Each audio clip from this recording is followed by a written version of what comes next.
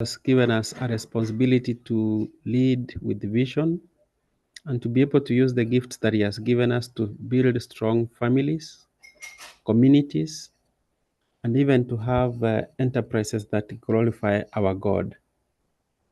This evening, we are going to receive a message. We are going to share together a message on personal finance, investment, and entrepreneurship. So we invite all of us to open our mind, to engage fully, and to encourage one another as we step into the wisdom that can transform our life and the generations which will come after us. Once again, welcome, and may this session be a blessing to each one of us. Thank you, and I hand over to Kiongozi, Brother Mesente, to make remarks, and then he'll invite our speaker this evening. Karibu, Brother Evans.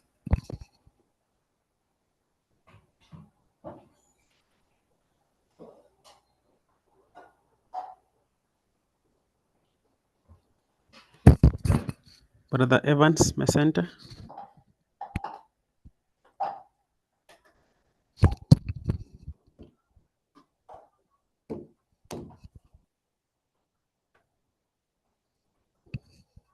May have dropped from the call.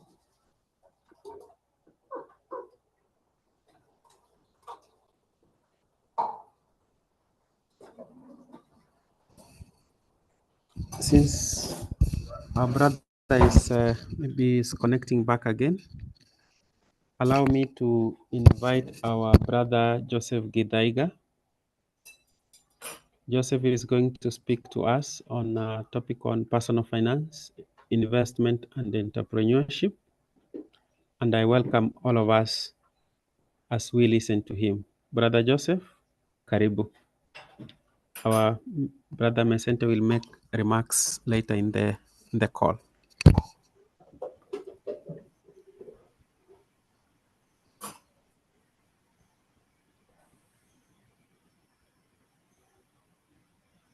Thank you very much, Andrew, for the warm welcome. I hope I'm very audible. I saw somebody in the chat saying the sound is quite low. Maybe you can confirm.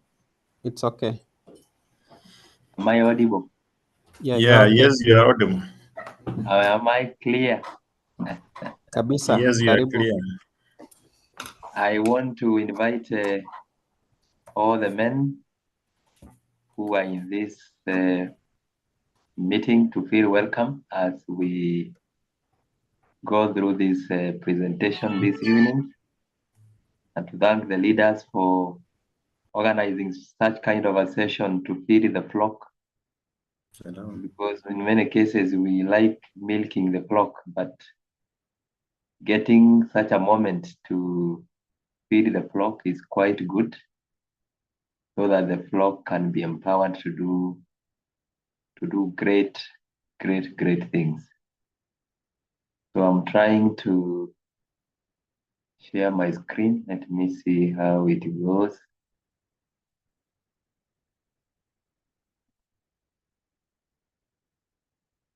You can tell me if you are able to see my screen on your side. You're able to see. You can see?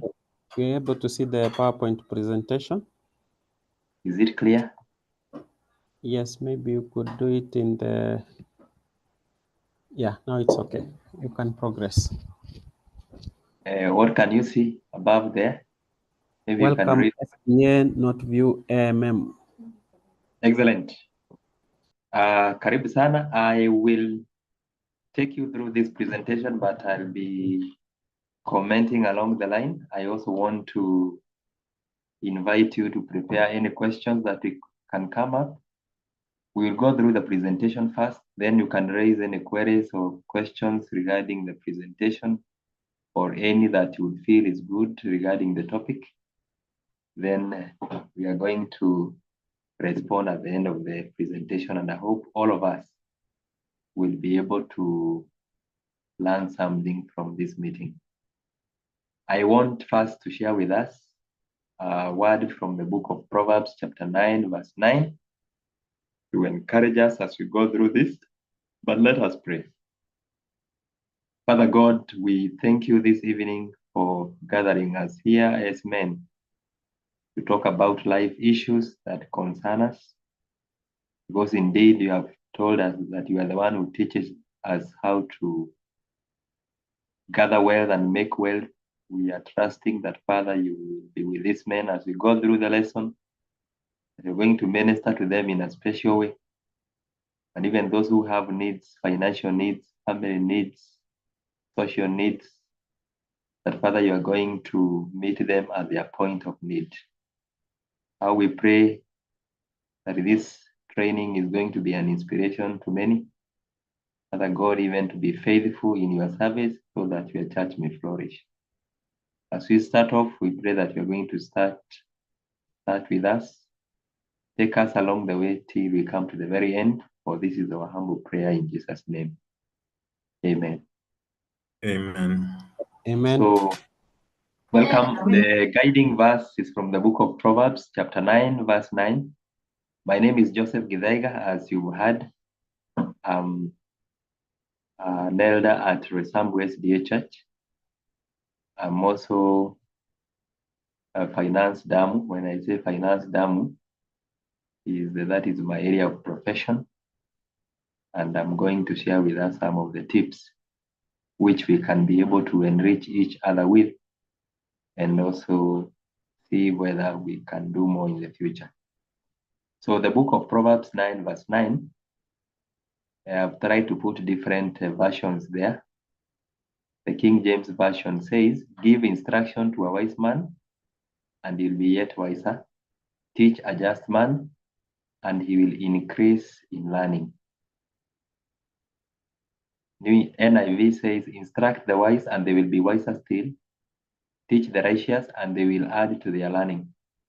Good News Translation says, anything you say to the wise will make them wiser. Whatever you tell the righteous will add to their knowledge. The RSV or Revised Standard Version says, give instruction to a wise man, and he will be still wiser. Teach a righteous man, and he will increase in learning.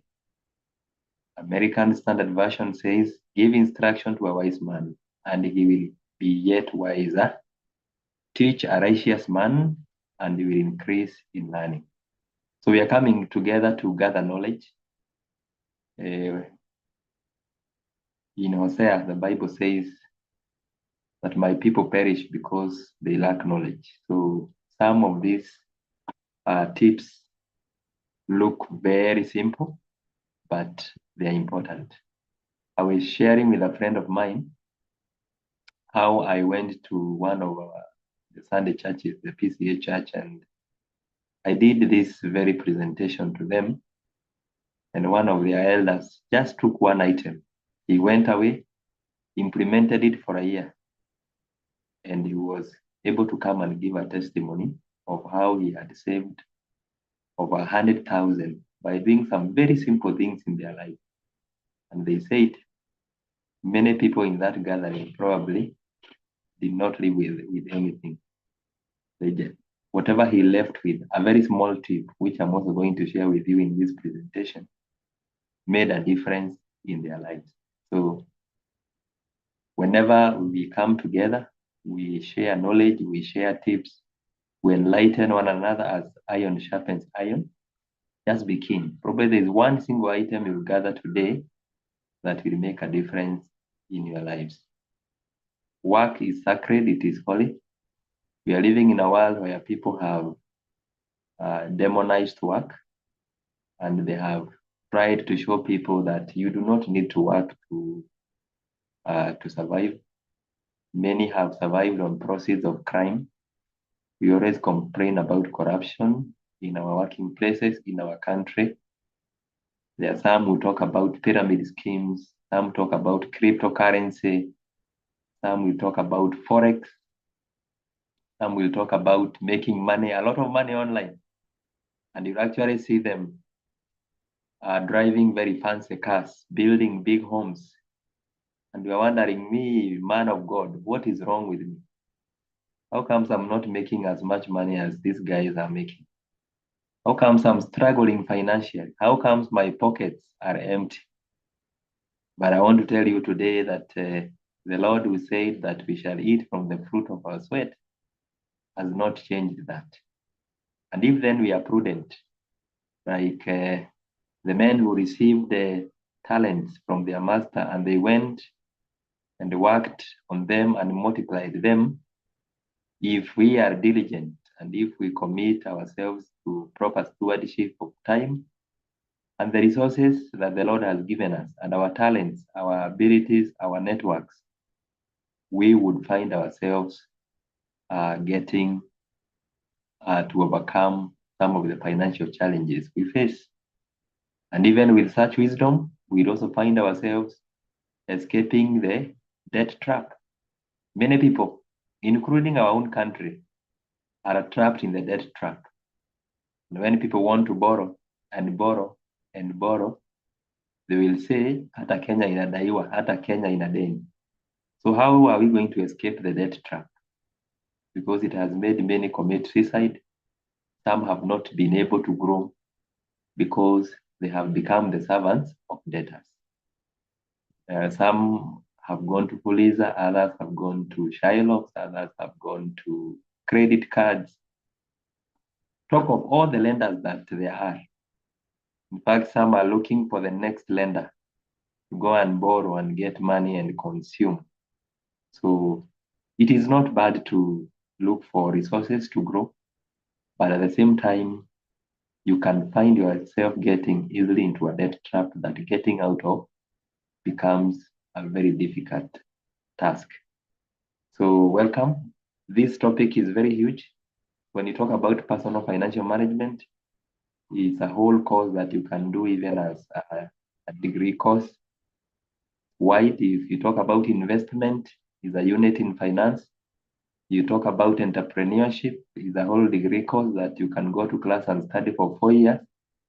But that is not the object of this meeting. We are just going to look at the highlights and lay a foundation which you can build on, probably in the future, because this is just our first engagement on this particular topic. I want to pause there and just pose a query, whether we are still together. Yes, Elder, we are together. It's Am I fine. clear? It's very clear. It's okay. Thank you very much. So let's proceed. Those are my credentials. I think I've already shared about them.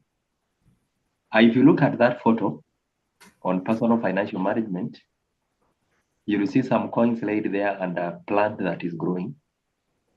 You are stepping from one staircase to the other, which is an indication that for us to be able to grow financially, one, we have to understand that it's a progressive journey. You know, there are people who nearly kill themselves because they are not achieving their goals as fast.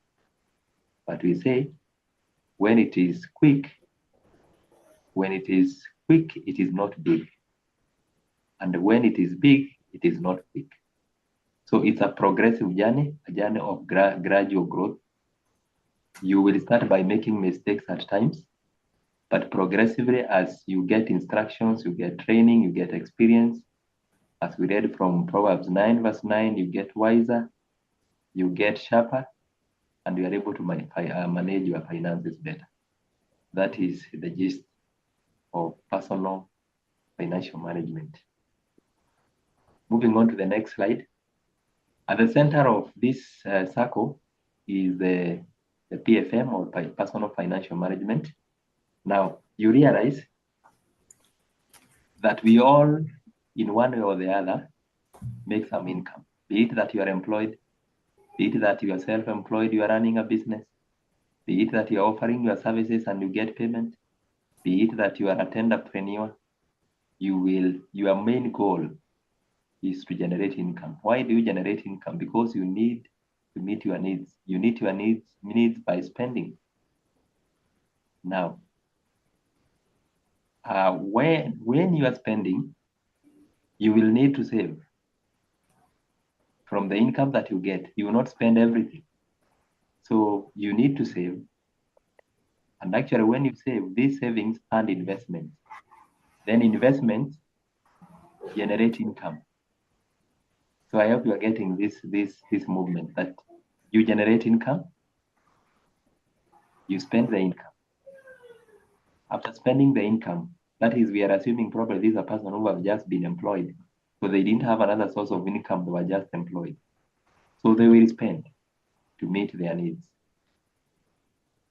Then they will also need to save. Why are they saving? Because savings finance investment. And investments do generate additional income. So you keep feeding that income so that you can continue spending. This is the personal financial management cycle, which is very critical for every one of us. If you look at that hierarchy, we have income, we have insurance, we have credit. You can see a credit card drawn there. We have savings and investments. Once we generate income, we need to safeguard that income. That is why sometimes you talk about insurance. Insurance is all about covering the risks that we can foresee that could happen in the future. We live in an uncertain world where this can happen. Somebody said that even walking is a risk. Even living in your house itself is a risk because anything can happen. But we say we need to insure our income streams, probably by ensuring the assets that are generating that income, or even ensuring that we are keeping some bit of our earnings in an account where when that bad day comes, we'll get something that will cater for our needs. Credit. Why do we take credit? We take credit to be able to meet the shortfalls in our financial planning. Yeah, we'll be looking at budgeting and financial planning. So that's why sometimes there is need to take credit, especially when there's room for expanding what we are doing. Probably you are an investor and you have a viable business idea. You have realized that the market is demanding more of your products and services, but you'll not be able to supply them because you have a limitation on your capital or working capital. So, and when you look at the cost of the credit versus the gains and the benefits that you stand to get from the credit advance, then you could choose to take credit. However, as we said, it is important to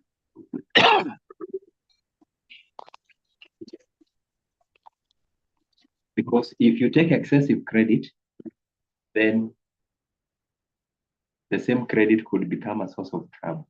And we've given examples of credit that would be draining your business or your finances rather than helping you. An example is if a bank approaches you and they advance you a credit card, they give you a credit card and they don't tell you that this credit card is supposed to be used mostly for shopping, maybe for fuel or goods, then this credit card can mess you. I've seen customers shredding the credit cards in banks and throwing them away because they were not able to manage them. So any credit that we take, we should be careful enough to know the cost of that credit and even how to utilize the credit, because managing a credit card, even the payment cycles, is not the same as paying for a loan. If you use that credit card and you replenish it and you are able to pay the monthly installments on time, you can operate a credit card at zero interest. But because of the desire to spend and consume, most people's finances have been run down by credit card. When you talk about the savings, in most cases, when people make money, when people make money, they say they want to reward themselves. But I want to inform you today that rewarding yourself from the income that you make does not mean consumption. In personal finance management, we say the best way you can reward yourself is by saving. Maybe some may fail to understand that, but as we move on, we'll be able to understand. The wise man, the preacher in Ecclesiastes 11 says, cast your seeds in many waters. And that talks to investment. That for you to be able to grow your finances and to grow your wealth, you will need to diversify your investment. How will you then grow and diversify your investments if you are not saving? And someone may pose a query, where is that money to save? We have an answer for you as we proceed on how you can be able to save. So there are some personal financial planning steps that you can be able to take so that you are able to manage your finances. Am I still audible? Yes. Yes, Elder, it's okay. Thank you. Thank you. Personal financial planning, a 5-step dynamic process. The first step is assessment. Before you can embark on planning, you need to know your financial position. I know you hear a lot of these terms being spoken about. We want to make them very easy. When you talk about a financial position, sorry.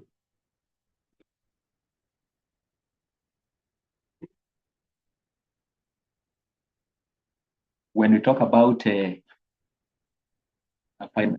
personal financial planning, we start with assessment. You have to know where you are. What is your starting point? As in, what assets do you have? And what liabilities do you have? And what are you earning in the income statement? Assets mean what you own. What you own.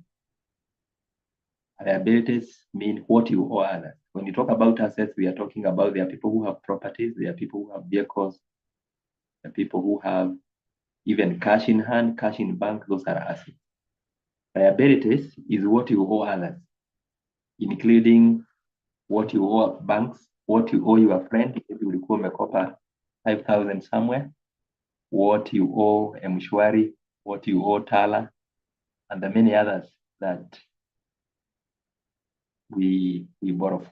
Income statements is how much do you earn every month? How much do you earn every year? So how much? How much?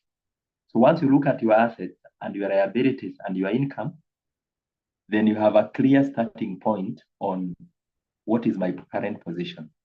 Once you have understood where you are, and I hope every one of us, the men here, understand where they are, if you are to be told you are attending a job interview and you need to declare your assets and liabilities and your incomes, I hope you will not go fumbling because this is already on your fingertips. You know what you are worth. The second step is goal setting. We have short-term goals and we have long-term goals. Short-term goals, they are those goals that you target to achieve within a year. Say maybe you want to buy a computer, or maybe you want to raise money for school fees for your child who will be joining the high school next year. And probably you had not taken an insurance cover for them. Long-term goals could be planning for retirement. Probably you have a kid who is a year old and you are planning how their education is going to be catered for by insurance cover in 10 years to come. Those are long-term goals. Any goal that you target to achieve beyond a year is a long-term. So you have to set those goals. And I hope every one of us here, the men, you have goals. You have short-term goals, and you have to attach a figure to a goal. You don't say, I want to go to Mombasa for a holiday. In personal finance management, we say, yes, that trip will cost you how much? One of these days, I want to own a piece of land in Kamul or in Joska. So how much is it going to cost you to buy that piece of land, and what is the value, and how are you going to achieve that? When I retire, I want to retire earning a passive income of $500,000 every month. And I also want to have a holiday home in Mombasa. I also want to be a full-time evangelist in the church, financing myself. This is my long-term goal. Once you have set the short-term and long-term goals, then you have to learn. You have to plan. You have to plan. Detail how to accomplish those goals. Is it that you're going to reduce your expenses because you need to save for the education of your children?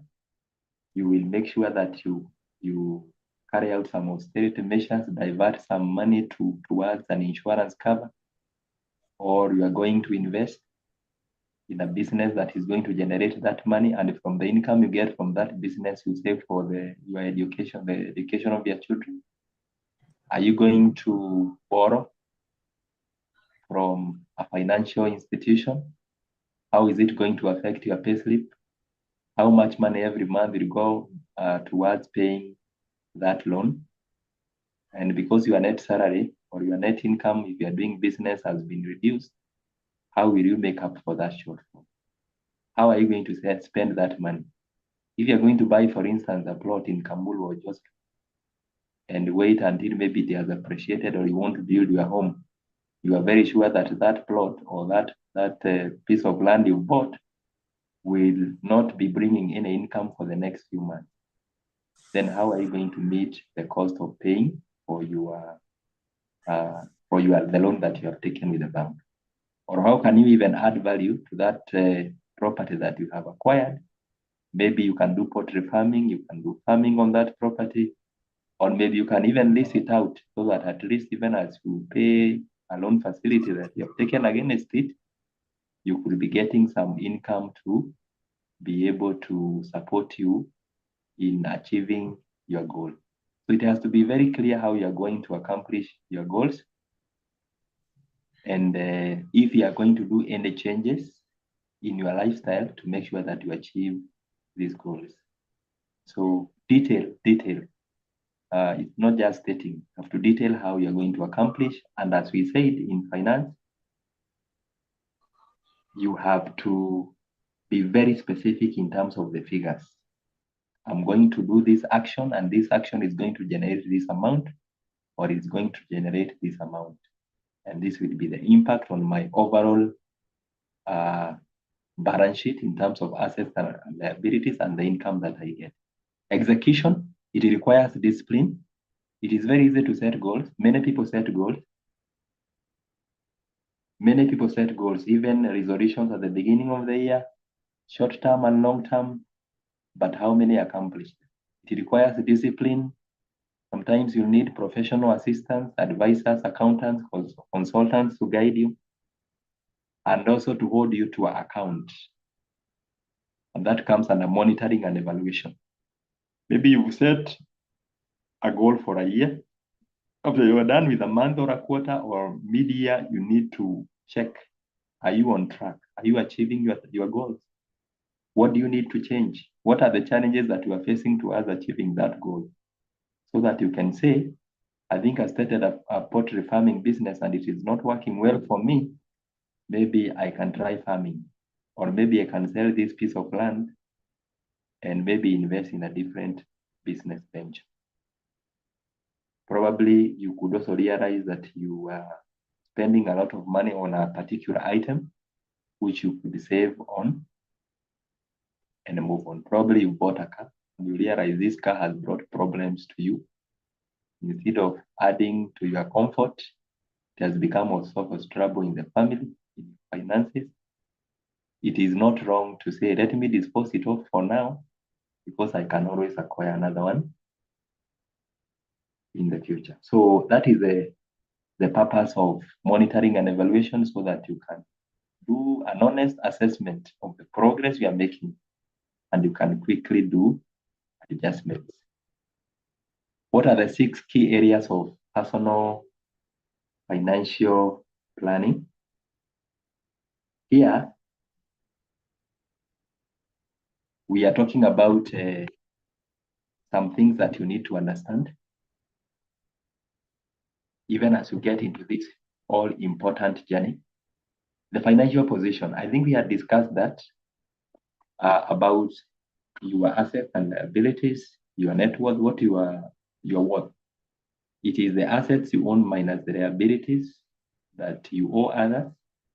If you minus assets minus liabilities, you get your net worth. What are you worth?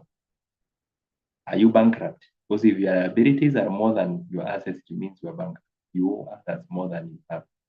What is the household cash flow? If you understand your household cash flow, then you'll not be chasing your lifestyle, but you'll be living within your means. One of the challenges with personal financial management is where people would want to live big beyond their means. And this is what stresses many people. Maybe because of family demands, your family is demanding a certain kind of lifestyle, but it does not match your cash flow. It does not match your income levels. So you need to understand, what am I worth? What can I be able to achieve? And if you cannot achieve, family is demanding that you take them to that level, it will be very easy to give them your plan on how you get them there, so that they can be able to stand and absorb any shocks that may come along the way. Adequate protection. We had talked about protection against unforeseen risks. These risks could involve liability, death, health. This happens often through insurance. Waswahili wanasema kabla hujafa hujaumbika, things change. You find maybe in a family you had the man and the spouse are both earning income. One of them is not there, or is incapacitated, or is suffering from ill health. How do you manage those shortfalls without getting you crippled together with your family? So protecting yourself against those unforeseen risks. One of the ways that probably we need to do this in finance is by making sure that we have passive income. How will you get passive income if you do not save? And how will you get passive income if you do not invest? Passive income is income that you can be able to get even if you do not wake up today to go and work. And that does not mean that you are stealing. It means your money is working for you. You have invested it in some business venture, and it is coming to pay you back in terms of maybe dividends. You have invested in a limited company where you have some dividends. You are saving money in a circle, and at the end of the year, you're getting a dividend. Some circles pay as high as 10%, 12%. So probably you have invested in money market funds where your money is earning compound interest. So some of those investment opportunities are good to make sure that you are protected against unforeseen risks. Tax planning. How do we manage our taxes to reduce lifetime tax burden through incentives? It is good to ensure that we are paying tax, give to Caesar what belongs to Caesar, and to God what belongs to God. And if I get time, I'll give you a story of a man who died rich because he had ignored the guidance of how they were supposed to pay tax. You know, there are people who do not understand, why should we pay the government? I know every time we have taxes being hiked, we are quick to shout and say, why are we paying these taxes? And we cannot say what they are doing. But equally, there are people who have been evading taxes. It has cost them a lot, especially if they are not aware, or if they are aware but they don't want to comply with the government regulations. I know of people who have done big business, but it has been brought down because they were not faithful in terms of tax. Vikari wanasema iko na mkono mrefu. Investment accumulation goals. How do you save for house purchase? Nowadays, tuko na hii affordable housing scheme. As people make noise, their salaries imekatakatwa and all that, it is good you explore that route. Is it possible to know what is happening? The other day, there is one of our church members who was telling me they visited one of those schemes and they realized they could invest in those houses, and even as people continue making noise, and they could gain from it. So good to explore these opportunities. Sometimes they are done, and the government and the banks are advancing facilities as low as at 9%. There are employers who have housing and mortgage schemes charging as low as 3%. But sometimes because you don't have the information, people gain and later they come to sell to us at very high cost. So get to know how you can be able to invest and your accumulation goals. Budgeting. How do you project the cost that you spend? That maybe as your children age and go to school, how is your expenditure going to change? Have you invested in income generating projects that will mature maybe at a later date, like the money market funds, the treasury bills, treasury bonds? How do you manage the risk of inflation? Inflation happens all the time. You hear the government talking of inflation, that is too much money chasing too few goods. And you hear interest rates being hiked, prices of fuel being hiked. So how do you manage the risk of inflation?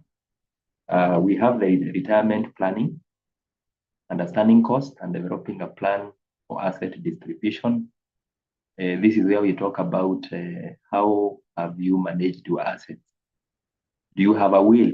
Because sometimes mwingine anasema ni Mkristo, hii kuandika will ni kusema nimeenda. But in personal financial management, we say it is good even if you have just a bicycle or a spade. Make sure that in case anything happens and things happen, that it is very clear how you would want your estate to be inherited by your kin. We have a body called Unclaimed Financial Assets Authority. They are holding billions of shillings of unclaimed assets. People, especially men who bought shares without the knowledge of their families, without the knowledge of their wives. And if those assets are not claimed for some time, they are relegated to the government coffers, and that income is lost. There are people who bought pieces of land, bought motor vehicles. They did not transfer the logbooks or the title deeds to the names of their family members or even their names. They have not disclosed to anyone.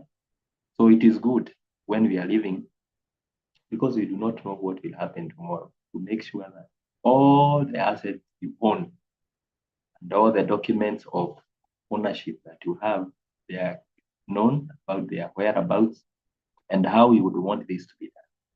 We've found people getting into struggles with their relatives,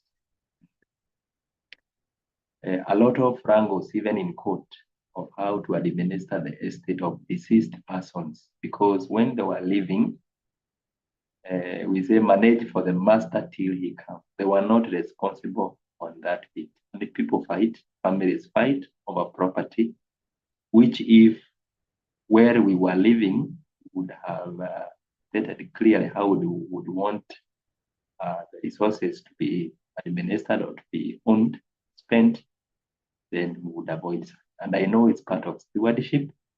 The Lord expects that we shall be accountable to all that we own, even when we have left. Is it going to be a source of trouble or a blessing to others? So IRA, employer plans with Kenya Retirement Benefits Authority. You've seen how the government has tried to increase saving rates for schemes like NSSF, because one of the findings that is there is most people do not have savings plans. And if you don't have a savings plan, then when all these risks happen, then they can put you in jeopardy. Budgeting. Budgeting is the key to spending within your means. I think we had talked about this when we were talking about the credit card, how people will chase their lifestyle or live beyond them. One of the reasons why people do not spend within their means is because they don't budget. What is a budget? Budgeting simply means that you are able to do projections, what you'll earn and what you will spend. And this is a guideline for spending and saving. What is the key rule for budgeting? Know your expenses and spend less than you earn. Stated in bold, spend less than you earn. Because if you spend more than you earn, that deficit or that shortfall will have to be financed from debt. And if you continue spending more and more than you are earning, then you have to accumulate more debt. What happens? Alisema dawa ya deni ni kulipa. So as you struggle to pay back that debt, it will continue eating into your income as you return the principal and the interest to the extent that you can reach a point where you don't have anything left for you. So it'll be working for the lender. Somebody said that that a lender, a debtor, is a slave of the lenders. You become a slave. So what are the benefits of budgeting? Is control over money. You control the money, not vice versa. Is it the money controlling you? You know, we've seen people in personal financial management who come saying, the moment I get money, I just feel like spending. I just feel like spending. One of my friends, we were working together, he would not come to work for a week or two every time they got their salary, because it is the money that was controlling them and not vice versa. But the advice here is have control over your. Number two, focus on financial goals. Yes, you are getting this money, but what is your goal in the short term? What is your goal in the long run? What is it that you want to achieve from your finances? Track your finances clearly. Do you know what is eating up into our finances? Do you know our heaviest spenders? Do you know the money wasters? The things probably you go to a supermarket and you feel a trolley, and if somebody was to audit that trolley, would say, maybe you never needed half of what you have put into that trolley. Especially for us Adventists who have the benefit of the health message. Sometimes you go around a supermarket and you look at what people are buying, and for people like us in finance, you almost advise them. But because you are not welcome, you just watch and pity them and walk away. So are we able to track our finances right from what we do shopping for, how we spend things in the house, and how we apply our finances toward meeting our financial goals? So 3 simple steps to doing a budget. Total your income. If you are employed, you have your net salary. Then if you have other sources like interest, maybe you have a fixed deposit account, you have invested in a money market fund, you have invested in treasury bills and bonds, maybe you have some shares somewhere.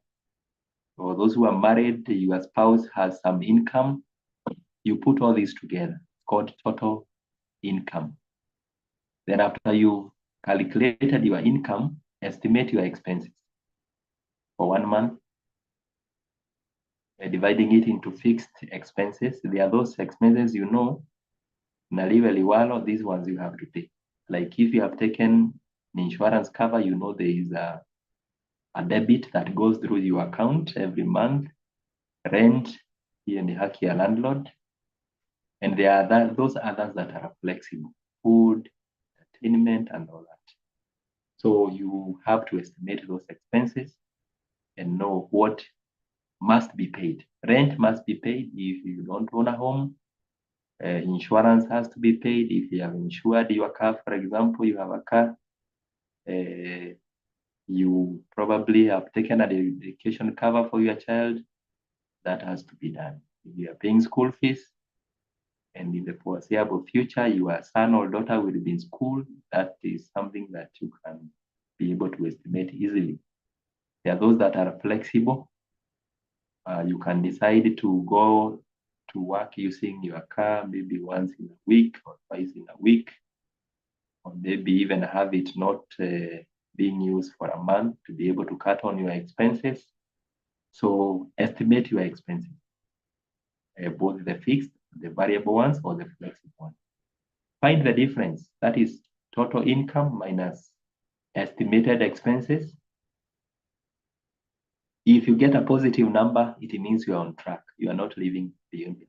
But if you get a negative, it means you are living beyond your means. Those are the simple steps of looking at your budget. But how will you be able to estimate this if you don't have records?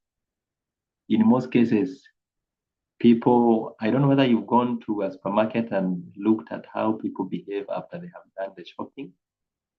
If you look at the bins that are put in the supermarket, you'll find people dropping a lot of their shopping receipts there. Meaning, kisha alipa hiyo, ameenda.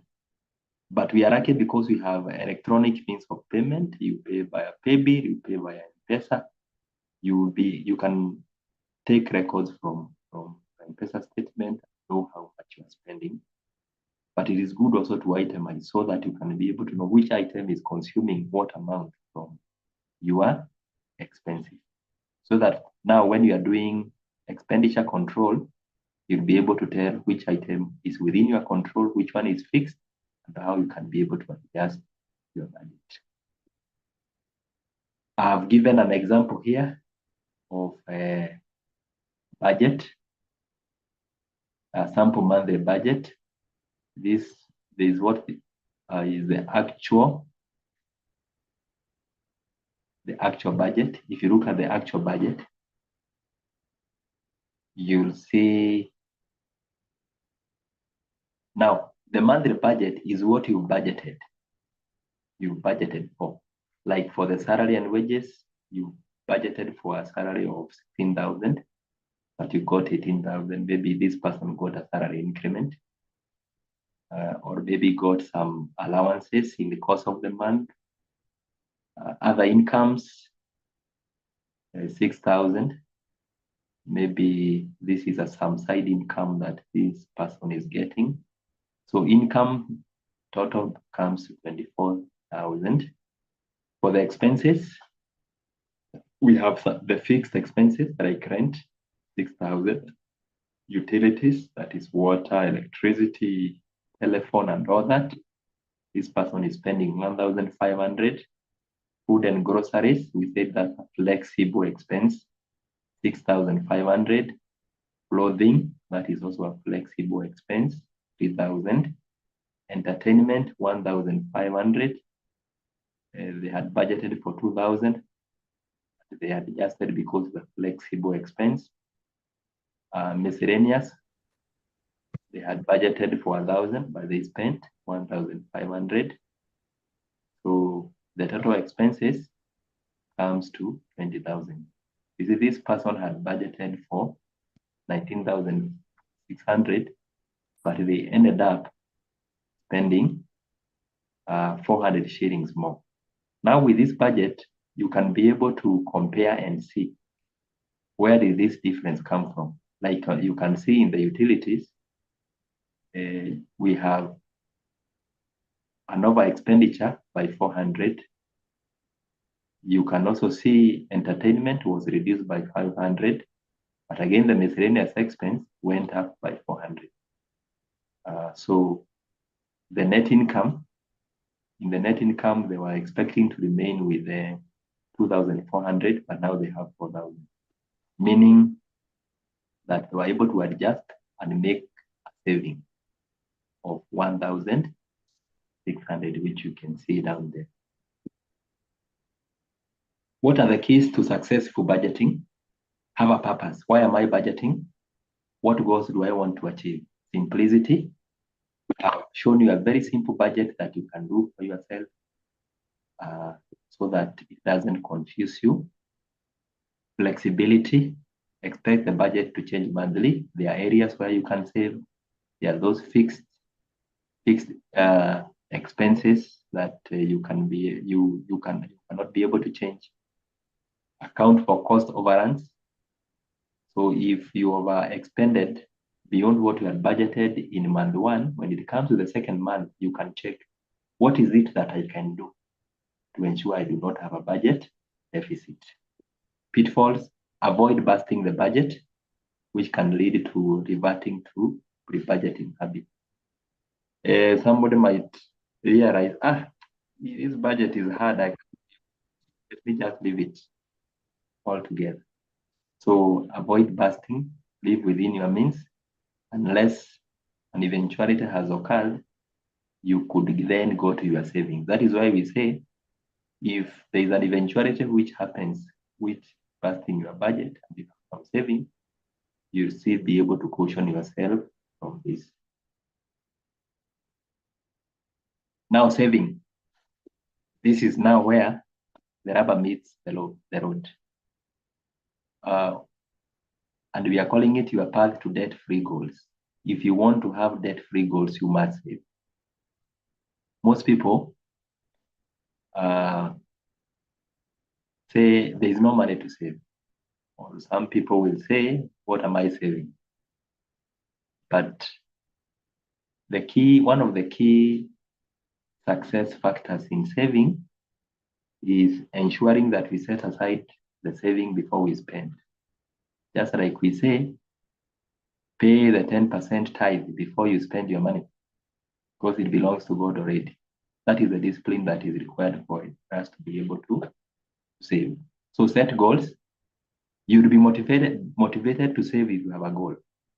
So if you are saving and you do not have a goal, it will be very difficult to be disciplined because there's no goal that you're chasing. There's no target that you're saving. There's no target that you are chasing. There's no goal that you are seeking to achieve. It will also be risky because you can easily consume that saving because it is not attached to a goal. And one of the goals we have stated there, maybe you want to own a house for your family so that you stop paying rent and you settle in retirement. Maybe you want to start a business, you can save. And probably you want to raise a deposit for a mortgage so that you can be able to qualify for a mortgage. Like the affordable housing schemes, they are saying you raise like 10% to be able to own a house. How then will you get that deposit installment? And most people have been complaining that hiyo 10% tutatoa wapi? The answer is in saving. Set a timeline. You are not only setting a goal, you are also setting a timeline so that you can be able to achieve it within a stated time, because time waits for no man. Find money to save. How do you find money to save? We've seen from the budget, you'll be able to find money to save if you track all spending for a week. Lower your bills. If you are eating from a hotel, for example, and probably you are spending double what you could be spending for lunch, if you carry packed lunch, even if you are a man, and maybe the society believes men don't carry packed lunch, probably that could be a bold step you can take to find money. Rank and cut non-essential expenses. There are those expenses that you can be able to avoid. And I give an example of some of the unhealthy items that we buy, especially when it comes to healthful habits of eating. The items that we buy and put them on our tables, which are more of danger to our lives. Foods that we can be able to avoid, which are very expensive, but we buy them. Even our children like it. Probably you can save 1,000 or 2 or 5,000 or 10,000 if you were to cut those non-essential expenses. Pay yourself first. Pay yourself first does not mean consuming. It means treating savings like a must-pay expense. I'm paying myself because this is what is going to make my financial position get better in the future. Use automatic transfers from your bank or employer.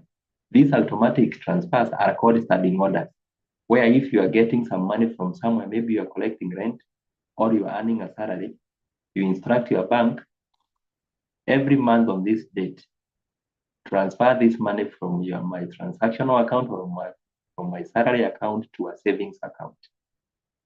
So that starting order or debit instruction will be running automatically, making sure that you are building some savings. So let's say there's nothing to save.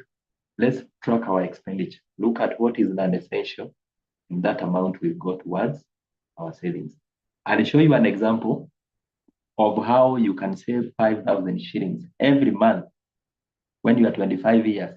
And when you are retiring at 60, that is after working maybe for 35 years, you'll have 17 million in your bank account from a money market fund.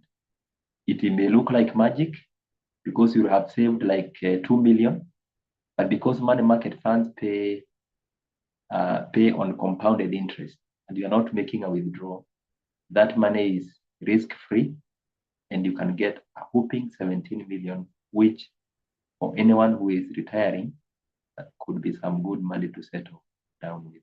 So it might look small, might look like it is not achievable, but those small savings that we can make could help us to be able to even plan. The advice here is aim for 10 to 15% of your net income in your budget savings category. So look at what you are earning, 10 to 15% should go towards saving from your net income. A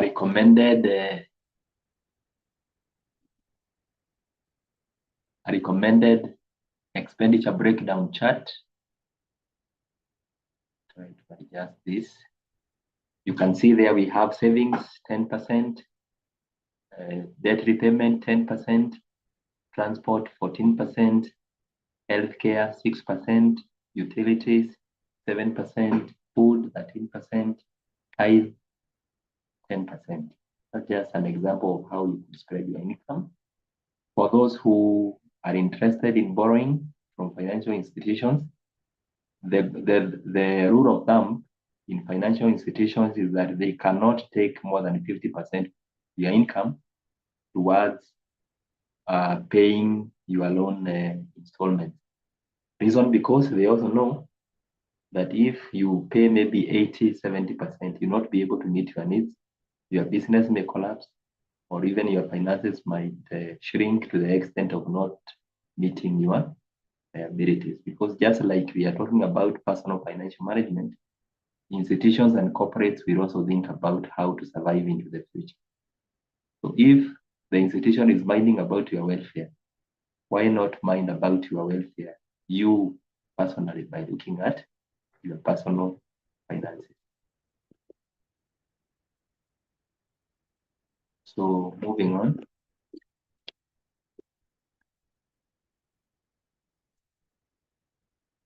Now that was the bit of budgeting. We'll talk briefly about investment. I can see my time. Try to cover this bit very fast. What is an investment? It's all about making your money work for you. An investment is an asset purchased with money expected to produce income or profit to sell later at a higher price or earn on while owning it. If, for example, you purchase a piece of land, I know there are some who say that purchasing a piece of land is not investment, but from this definition is if you purchase an asset today and tomorrow you sell it at a profit, of course discounting it for inflation and the risk factors, then you will say, I have invested in this particular property. Or you could invest in an asset which is generating income as you own it. Then maybe if you purchase a matatu and put it on the road, so that matatu will be your asset, and as you continue owning it, it will be generating income. You can purchase a piece of land, and that piece of land will be appreciating in value, even as maybe you farm on it, and you also get some income from the farm produce. So another term we need to define when we talk about investment is time and risk. We say in investment that a shilling today is worth more than a shilling tomorrow. That is why you hear old people saying, you used to buy bread at 1 shilling in 1990, but right now bread is going for 65, 70. That is an investment concept which accounts for inflation and other changes in value of money. Definitely, somebody will be telling you, we used to buy plots here at 50,000. But actually, when you get the time value of money, you realize that the value of that 100,000 or so, depending on the assets they were acquiring, had value. So the more risk, if you put money in a bank account today, and that money is not earning any interest, we say with the passing of time, you will be losing, or your asset will be losing. That money idle in that bank account will be losing. And unlike if that money was used to purchase a treasury bill or was maybe in a money market fund, you could be earning. So we say the higher the risk, the higher the return. But again, we have different types of risk takers. We have people who are called risk lovers. Those are the people who will go into fund schemes, like we had talked about. There are people who say they want to invest in forex, cryptocurrency, and within a month or two, they are getting drained down. All the money is gone. Those are called risk lovers. There are those who are risk averse. Those men who go to the bank and confirm their bank balances, go back home, come after a month, check again, it is the same amount, the money has not reduced because they really care about the bank balance, and they cannot be able to invest that money because they fear so much. They are called risk averse investors, risk averse. Those are risk averse individuals. Then the best case scenario is the moderate risk takers, people who balance. I do not want to avoid risk so much because I have to risk to earn. At the same time, I want to be careful enough to be a responsible steward so that I do not lose my money in the course of investing. So we have key investment types. You can invest in stocks where you own shares in a company. You can decide to invest in business, that is investment by entrepreneurship. They say it is the hardest, but with extremely large potential returns. Starting a business is not a walk in the park. They say on average, an SME will take 2 to 3 years to be able to break even, understand the market, and be able to make money. But with the patience and resilience, if the business grows and has a good foundation, does well, the returns would be extremely large. Real estate, houses bought to rent or resell. And then there's a comment there that your own home is not an if you build or buy a home, it is not an investment. It is a necessity. It is a necessity. So houses can be bought, rent, or resell. The comment here on this kind of investment is that it consumes a lot of capital and the returns are slow, but it could be a stable source of income, especially as people age. Now, I want to skip that and run very quickly that we can cover later.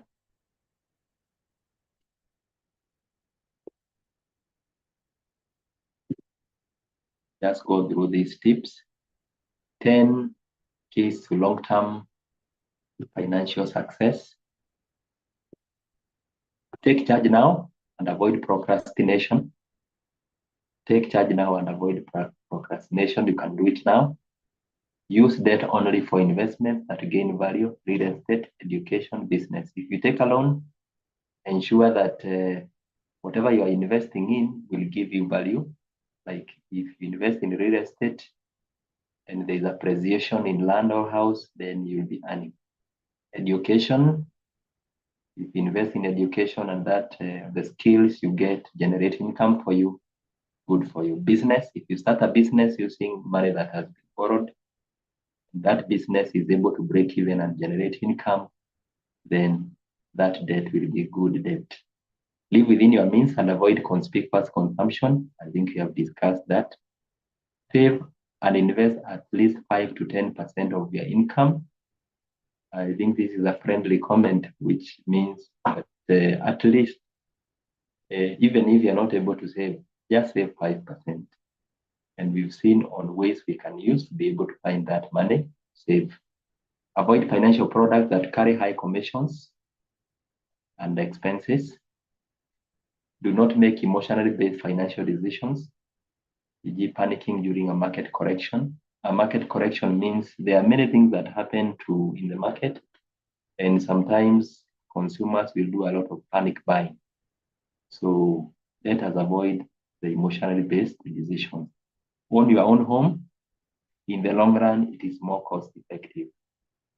Now, there are people who debate this, but for those who have owned homes, if you are to compare when you did not have a home compared to now when you have home, then you'll see in the long run, it is much, much more cost effective when you do not have that landlord waiting for you to earn that rent, because that money never comes back. You'd better be paying a loan installment for your plot, for your home, and you know clearly you are renting to own. Purchase broad insurance coverage to protect against catastrophes. If you have assets that need to be covered, it is good to take covers, especially for assets like vehicles, which could be written off and you lose everything. Those who earn homes, there is a risk of fire and damage. You can always take these covers. They are cheap. The annual premiums are not very high, and they could save you just in case things happen. If married, manage your finances as a team so that you can harmonize your lifestyle and look at what you can save in. It could be important to put your finances together for the man and the wife so that you can manage the finances as a team. Probably you could realize when you are spending separately, you are not able to save because you are not able to prioritize and plan together. But if you could have family goals on what you want to achieve, then you can align your finances towards meeting those family goals. Invest in yourself. Invest in yourself. Education is an important investment. Health, ensure that you are healthy, because if your health is run down, you may not be able to accomplish all these goals that we are talking about. Relationships, networks. Let's nurture healthy relationships. Our colleagues, the people we are worshiping with, they can be a source of guidance even when it comes to finances. And even for those who do business, getting relationships becomes very important for us to be able to succeed. The final thoughts: focus on long-term results. Do not sacrifice them for short-term goals. I know sometimes because of excitement, we have very short-term goals. And sometimes when it comes to personal finances, we tend to get on a firefighting mode where we are trying to meet the needs that come our way in the short term while forgetting about the long. Focus on the long-term results and do not sacrifice them for short-term gains. So if there are any non-essential expenses that we can be able to forego, let us forego them for the sake of the long-term result. Information. Like today, we have gathered here to get information about how to invest, how to save, and you can get this information from a trustworthy source. There are many sources that could be very misleading, especially those ones that are promising very huge returns, immediate returns, get rich quick schemes. Beware of those ones, because as we saw when we were beginning, it's a journey of gradual growth and not impulse. Spend less than you earn, save for future spending, only borrow what you can afford, grow your money, protect what you have. In most cases, people will find themselves being in a debt pit or a debt trap, and they start wondering how they come out of it. Most people will go and take more debt, like realizing you are falling into a hole. Instead of trying to get out of that hole, you take more debt. It means you will be digging the hole much deeper. So how do I overcome this debt crisis if I find myself left, right, center? I have to keep renewing my Fuliza, renewing my Mshwari, renewing my Tala, paying some interest to a Shylock to continue holding on to the principal. They continue draining and draining you financially to the extent that you cannot save. one of the advices given is that start by paying off the small debt. Maybe you're not even able to save, but there's like a small debt that you can say, though I have other bigger debt, I'll make sure I clear this one small debt and forget about it and not renew it.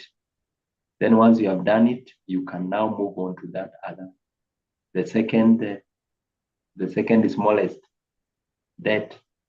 Then you start moving on that way until you find yourselves being able maybe to make some saving and creating some headroom for your growth. Because again, these debts can bring a lot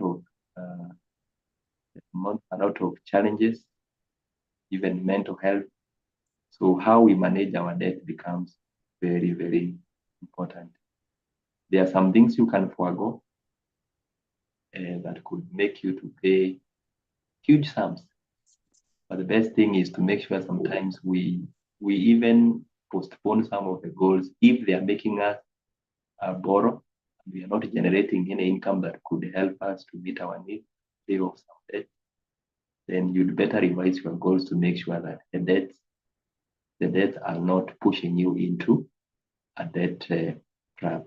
Because even spiritually, this could really affect your well-being. Mkaa kanisani, badala ya kusikiza sermon, simu ndio hiyo, message ndio hiyo. So debts have become a real issue, especially in these hard economic times. And the better we manage the debt prudently, better by making sure we are reducing, we are paying off, and we are getting into a debt-free financial position. I had promised to share this snapshot with you of how you can save 5,000 shillings for like 5 years from the age of 25 to the age of 60 at retirement. So let's calculate the amount accumulated in a money market fund with a monthly contribution of 5,000 for 35 years at a 10% per annum compound interest rate. So the monthly contribution per month is 5,000. The annual interest rate is 10%, indicated as 0.10. The compounding frequency is monthly, which is 12 times a year. The time is 35 years. Using the formula for a compound interest with the regular contributions, don't bother about that formula, but you can see the monthly contribution is 5,000. The annual interest rate is 10%. Compounding frequency is 12. Time in years is 35 years. Then this is the result. So after 35 years, the accumulated amount in the money market fund would be approximately 14.739 million. So what is the total contribution that you have contributed is 2.1 million. Interest earned is 14 million minus 2.1 million. So the interest you have earned is 12,639,919. That is the power of compound interest.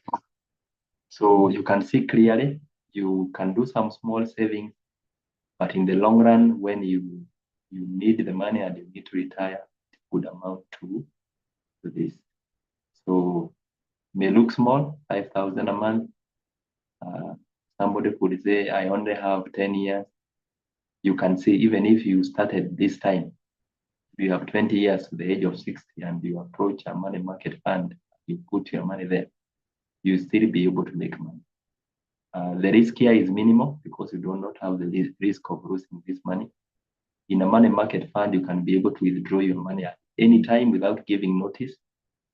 We've seen telco companies like Safaricom have that called ZD. I've seen it, I've tried it, where you just put your money there. Instead of it lying either in a bank account, you could find yourself getting some income at a company. Every shilling matters, as we've seen. If you earn that money and you save it, it could mean a lot if compounded over time. So that you are able to meet financial goals. So allow me to breathe at that. I know I've spoken about many things. There are some slides I did not cover because you were supposed to stop at 9:30. We have 3 minutes. So allow me to pause there and give it back to our conveners. Thank you, and may God bless you. Thank you too. Thanks a lot, our speaker. Indeed, it has been a good presentation. I know we have received much. You have given us more lessons. And now it's my humble time to request the members present to ask questions so that we can also address them. You know, we have pressing and also burning questions that we also want to ask. So it's now back to you. You unmute your mic and then also you ask a question. We record the questions and then later we can give the speaker a chance to respond on the same.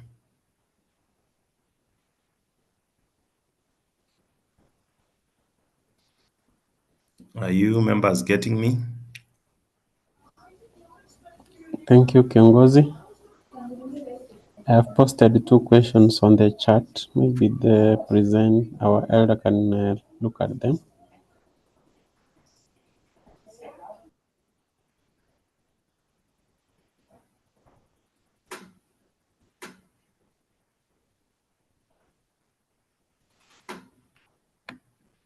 Anybody else who has a question to ask?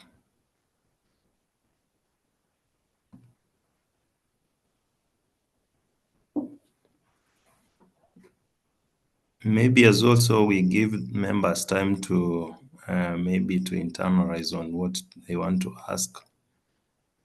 May also allow the speaker to respond to the question that has been asked, the 2 questions.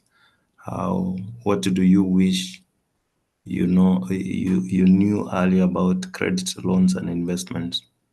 Maybe our speaker, Elder Joseph, you can respond on the same.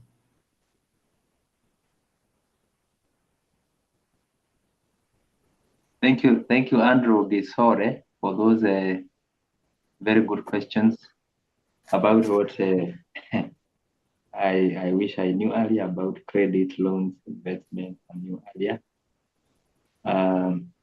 One of the things that is paramount is one that start early. That we need to start early. We've seen clearly from our presentation is that savings fund investment. Most people will complain that they do not have capital to start a business. Then you would say by saving, especially in income generating saving schemes, you'll be investing. That is one thing people forget. Then maybe when we talk about entrepreneurship, I was not able to cover that bit today because of time. We say you only need a business idea because you may not be selling a product out there, but your business idea can be a source of business. Look at what happened during COVID, for example, when people had a lot of problems and many people are not able to manage their health situations. There are people I know who saw the silver lining in that situation and were able to provide solutions.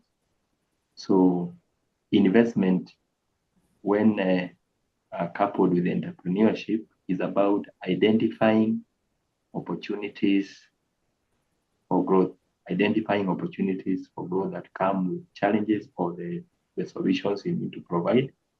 And then when you are striving to meet that need, then it becomes an investment or entrepreneurship opportunity.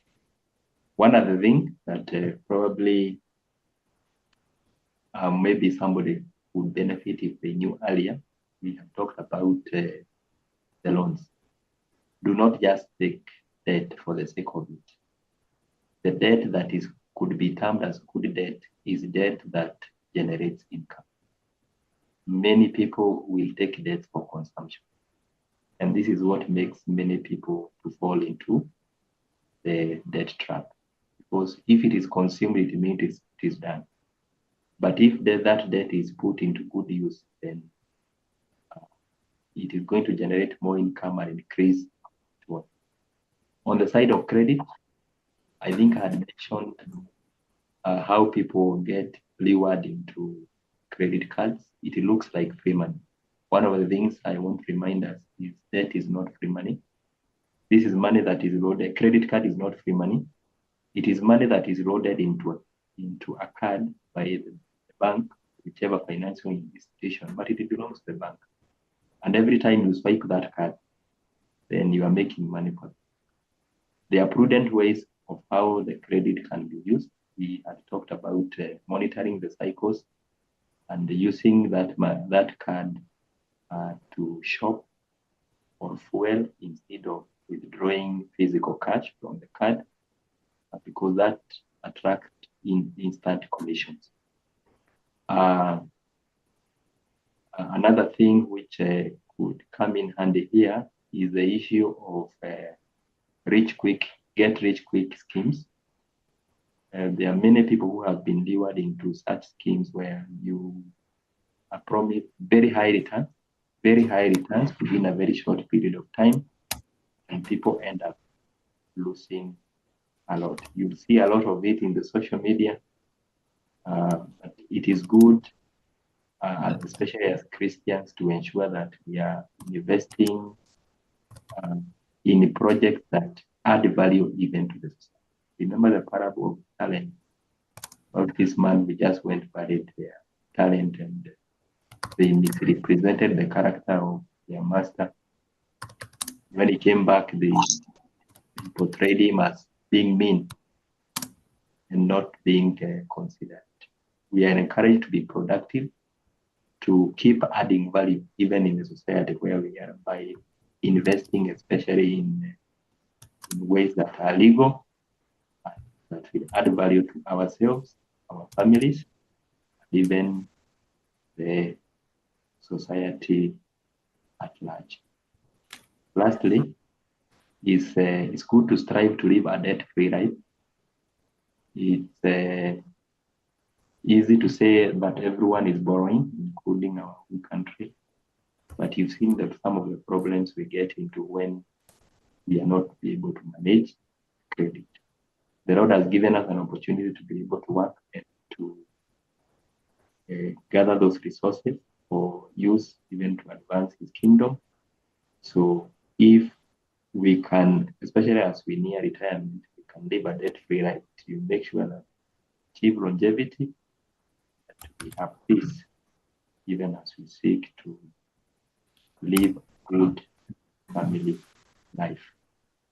The other point is how do you prepare for emergencies and unexpected financial challenges? I think here I would say, as I had hinted in my presentation, is save, save, save. The other point is diversify. Diversify your income streams. Don't invest in only one line. There are people who start businesses when they are employed, and when that source of income is lost, they can be able to get refuge in the business. In entrepreneurship, we say, do not talk about a side hustle. You say, mimi nimeajiriwa lakini niko na side hustle.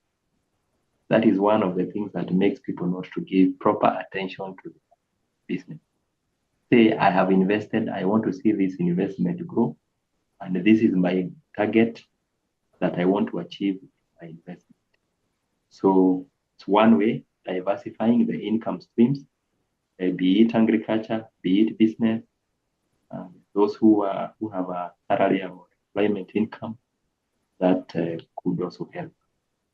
The other bit is making sure that we take covers. We talked about taking insurance. There are many covers that you can be able to take either to protect your business or to protect your income. There are some covers which protect people even when they lose source of income, maybe 6 months or a year before they can be able to overcome that loss of income.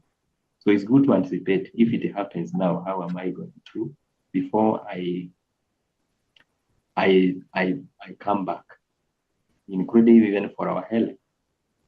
We hear of things like SHA, found people who don't have health schemes. There are employers who provide health schemes for the employees, but for those who are self-employed, and where some of those people who do not have the health schemes or any health cover, it is good to ensure, hata kama ni hiyo SHA, at least you have it. There are people who have, I know who have had hefty bills that would have called for emergency fundraising and all that, but because at least they had insured themselves, then they were able to save. Involve family in your affairs. Do not run business or whatever you are doing as a one-man show for the sake of continuity. It's like the way they say somebody owns a car and their wife does not know to drive. And when they develop a heart attack at night, the neighbor has to go, the wife has to go and request a neighbor to take them to the hospital. That brings the risk of even losing spouses. That also applies in investments. Let your spouse know what you are doing. Let your children know what you're doing. I think we always talk about emulating what the Asians do. And sometimes we want to put it under the armpit. We do not want to share. But remember, anything can happen, and your family will need to survive. Family will need to know how to continue the business. If they have not been exposed and you are not there anymore, this can become a very big challenge. We talk about planning for our estate even when we are not there. Because again, as we do all these things, remember we are also catering for our families. It will do you no harm if you make sure that your hard-earned resources do not get drained down because you never disclosed about them. And the government, probably or whoever has information about them, just declare them unclaimed. They are relegated to the government. So those are some of the points I would make to answer that question. I can see there's another question. How can one budget for irregular income? We say the budget is supposed to be flexible so that if you are getting some irregular income, maybe because you are doing a business which is seasonal, or you are depending on some gigs which give you income now and then, sometimes the resources are not sufficient. You could identify the fixed expenses. Identify the fixed expenses which you must pay for. And here you will need to ensure that you do not adjust. You do not adjust the budget depending on what you're getting. Remember we said you need to control, you have control over your money and not vice versa. Many people who get irregular income, maybe you get a windfall. A windfall would mean that you've gotten a huge lump sum of money, an opportunity to use that money to invest, so that you try and regularize your income over time. Even if you're not able to achieve that goal in the short term, you can save, and that will make sure that you are cushioned against future eventualities that could affect your income. A good example could be those people who work for NGOs. Sometimes they get good money, good salaries, but their contracts are terminated at any time. So what I've seen some of these friends of mine working in NGOs doing, really investing, especially in riskless securities. When you talk about riskless securities or risk-free securities, we are talking about things like government securities, like treasury bills and bonds, money market funds, where you are sure because you are not sure about the income pattern in the future. You ensure, one, you are not going to lose your principal.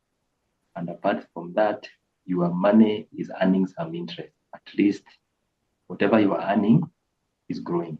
But the ultimate objective is to make sure that you achieve regularity in terms of income by diversifying your investments, even as you seek to save. Classification of benevolent funds as saving. Is it the case? That question is not very clear. Maybe Haron will shed more light on that. How do you determine your risk tolerance before making investment? We said we have three types of risk takers. We have those who are risk averse and who would rather not leave the house because they are fearing they get injured when they get up there. There are those who are risk lovers, would go to a certain extent to make a risk. And there are those who are moderate risk takers. To determine your risk tolerance, you look at the risk severity. What is the severity of the risk? For instance, if you have, let me give an example of something I've seen of people who sell even assets and they put all the money in investment projects that could drain their money at a go. I think that could be disastrous. Another way is to look at experience. Where am I putting my money into? Look at somebody who maybe got their pension and put all this money to purchasing a matatu.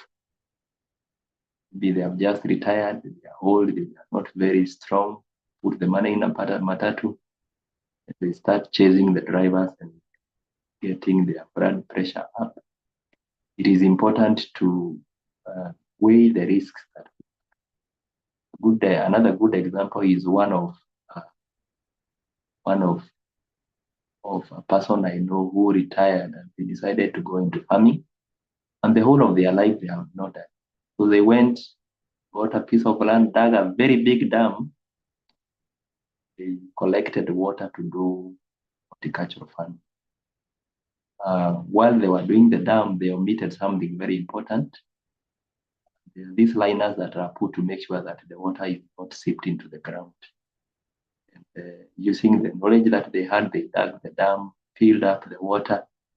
And when they were ready to start farming, one day they woke up one morning and found that the dam had seeped into the water. It was dry.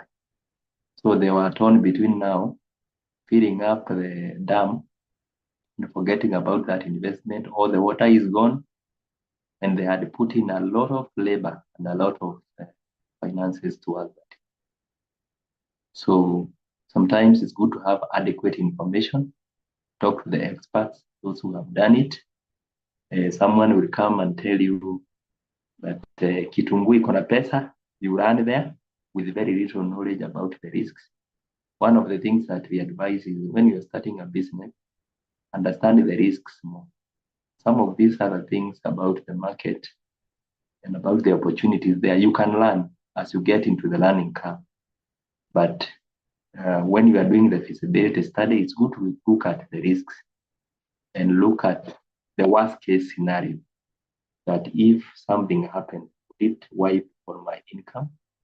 Am I able to stomach this level of risk? Maybe if my savings were drained, or would this get me grounded if things did not go as I expected? Many businesses have started. Entrepreneurs, have a positive attitude. And in most cases, they expect to get very huge returns. But when things don't go as expected, or maybe competition defeats them, their market changes, which happen and affect their business. Probably it can have a very adverse effect on on the business. So there are many factors you could consider while looking at your risk tolerance. It depends on the investor's profile and the know-how that they have, and how much they're investing in the business, the assessment of the market, and the shocks that they could or they have developed in case the expected return did not come as expected. However, it is not, it's good to strike a balance between being risk averse and being a risk lover, so that you take moderate risk, and as you monitor, it will be easy to define your focus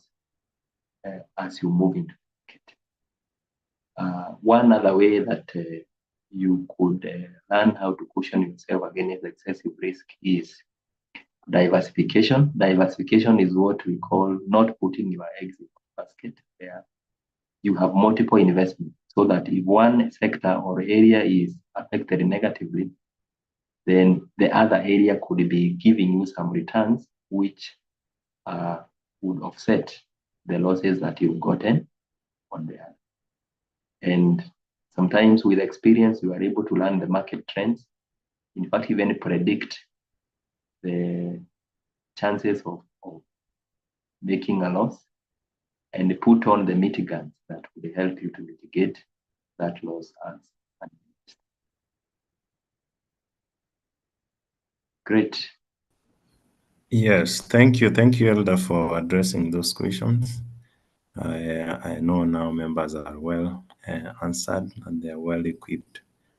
Now go back to my Elder Andrew. I request you give some 2 remarks or 1, and also you can appreciate members for their attendance. I see we have attended 30, close to 30 to 40 members in between.